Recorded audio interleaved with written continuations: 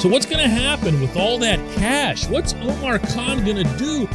He has more than $20 million, and he hasn't even executed the first restructure. Good morning to you. Good Tuesday morning. I'm Dejan Kovacevic of DK Pittsburgh Sports. This is Daily Shot of Steelers. Comes your way bright and early every weekday if you're into hockey and or baseball. I also offer daily shots of Penguins and Pirates where you found this. And that is the figure. It's somewhere over 20 million. It's not much over that, but it's 20 million. That can buy you a whole lot of football player, singular, if you're going for some kind of star, or multiple players if you're looking to add some depth at certain positions of need. Now, that figure won't stay at more than 20 million for two reasons. One, Kenny Pickett, the last of the unsigned draft picks, still has to put pen to paper. That's going to take a little chunk of that out. The other one, this will be a big chunk maybe, will be the extension for Minkah Fitzpatrick.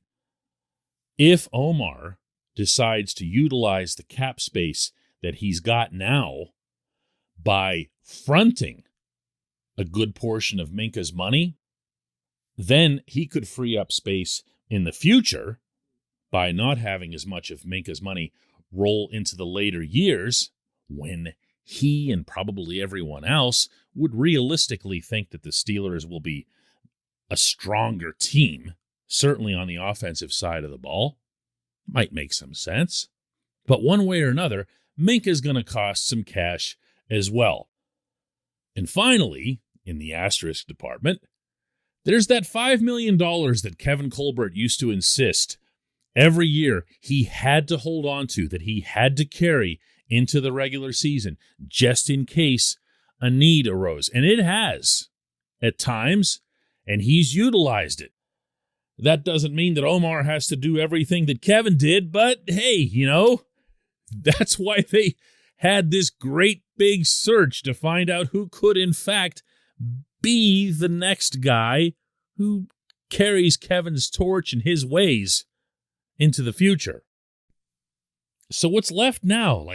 These numbers are so vague that it's hard to tell, but let's just say that it's still $10 million. And even if it isn't, let's say that Omar goes ahead and works out some restructuring with some guys, whoever.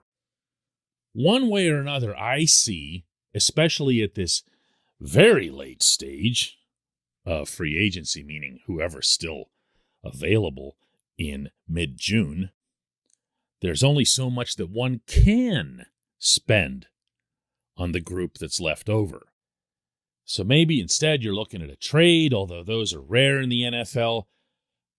But you can get a player or players that you want at positions of need. The question is, what are those? This portion of Daily Shot of Steelers is brought to you by Point Park University. Choose from nearly 100 career-focused programs leading to bachelor's, master's, and doctoral degrees.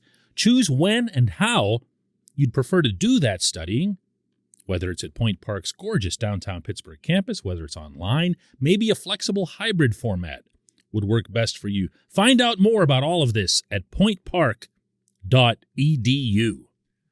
I've got two targets here because I can do that because all I'm doing is a podcast here and I'm spending Omar's money hypothetically. So I've got no restrictions or rules to follow, and I'm going to take two players instead of one. And I'm going to go first with the defensive line.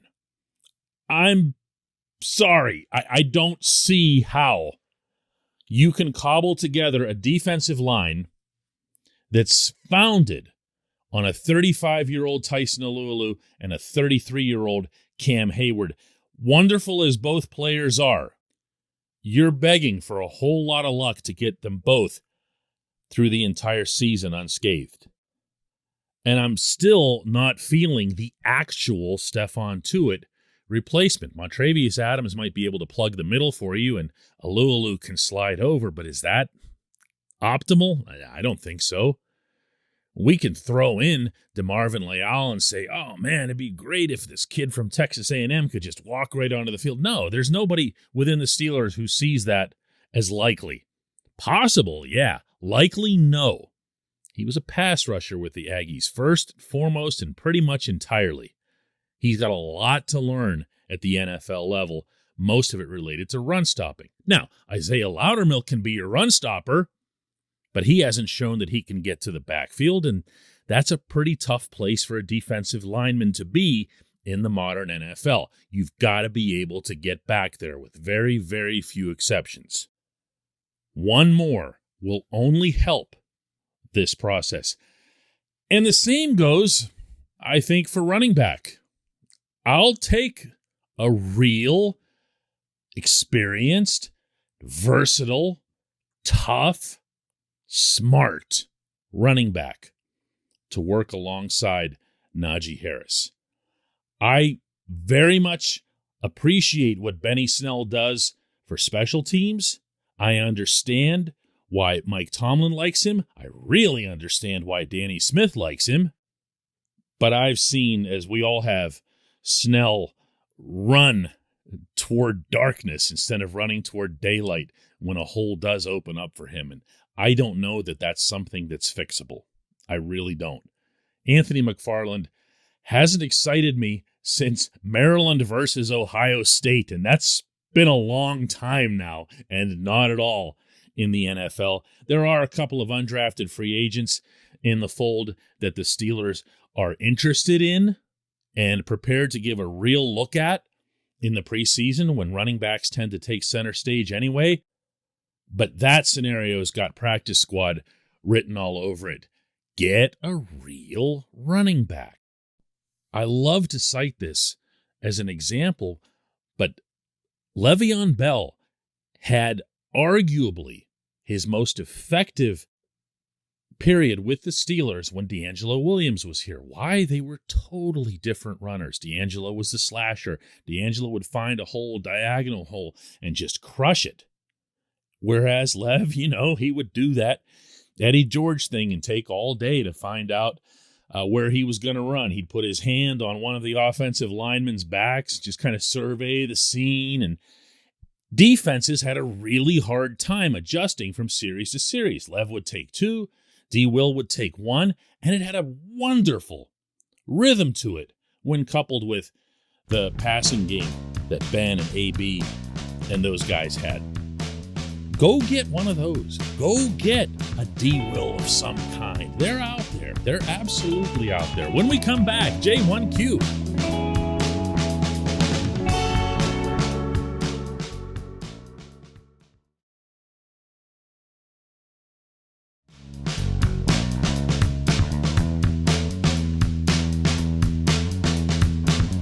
This portion of Daily Shot of Steelers is brought to you by our friends at Mike's Beer Bar. They're located directly across Federal Street from PNC Park. They are the one, the only, the premier destination in Pittsburgh for craft beer. More than 500 craft beers available, more than 350 of those local, and more than 80 of those on tap. Mike's can't be topped, not for beer, not for the awesome kitchen and menu that's available, and not for all the special events that are going on there. Check them out online at mikesbeerbar.com. Mike's Beer Bar, right across Federal Street from PNC Park. And today's J1Q comes from Mark, who asks, DK notwithstanding whoever QB1 will be, isn't it true that the Steelers have the most depth at quarterback in the NFL? What other team rivals them? And if no one does, why on earth would the Steelers want to trade Mason Rudolph? That would make no sense to me. Am I right? Mark, no. I don't see the Steelers as having the best quarterback depth in the NFL because maybe you and I have different definitions of depth. I will weigh the number one quarterback disproportionately, as I think anyone should. So if I had, let's say, a depth chart of Patrick Mahomes and 3 total stiffs, okay? Like 3 guys that just like walked in off the street. I'm taking Kansas City's quarterback depth. Do you see what I'm saying here? The Steelers quarterback 1 isn't going to be someone who enters many conversations around the league as even a top 20 in the NFL. So that right off the bat really dilutes the depth argument that you're trying to put forth. The other component here is that Kenny Pickett being number 3 on your depth chart is what makes it look intriguing. And that's as far as I'll go with it. It's intriguing. It's always neat to have someone of genuine potential lower on your quarterback depth chart. But then, I could say something similar about the time the Packers drafted Jordan Love and they made Aaron Rodgers all mad and everything else. And, Jordan Love's still sitting there stuck, the same spot on the depth chart while the Packers are falling all over themselves to sign Rodgers to extensions until he's like 72. There are a lot of cases like that around the league, especially when there's a star or franchise type in front. We saw it here with Mason being behind Ben Roethlisberger. We saw it in New England when Jimmy Garoppolo was behind Tom Brady, and I think a lot of us thought, well, the only reason Garoppolo isn't a star in the league is because he's being blocked by the greatest quarterback of all time. Well, it turns out Garoppolo wasn't all that great. I mean, he wasn't terrible either. He ended up being a starter in San Francisco, but it's just, he's not all that. We can build up quarterback depth based in large part on the unknown because these guys don't play that much. So a lot of what we're doing when we talk about them is just projecting. It's borderline fantasy football. As for your other point about trading Mason, I don't believe that's going to end up being a thing. I don't envision the Steelers trading him. I don't envision Mason making a squawk about it and demanding a trade. He's really not in that position. If you think about it, purely from his perspective, for him to make a demand to be out of Pittsburgh would kind of imply that he'd be number 1 somewhere else, and I don't know that he would be. And secondly, maybe more importantly, he'd really paint himself with a bad brush, and you don't want to do that. You don't want to be the guy who demands out after you signed a contract and you, at least theoretically, were given a chance to win a job in training camp against another guy who was a backup last year in Buffalo. No, this is not the best, deepest quarterback group in the NFL. I appreciate the question. I appreciate everyone listening to Daily Shot of Steelers. We'll do another one of these tomorrow.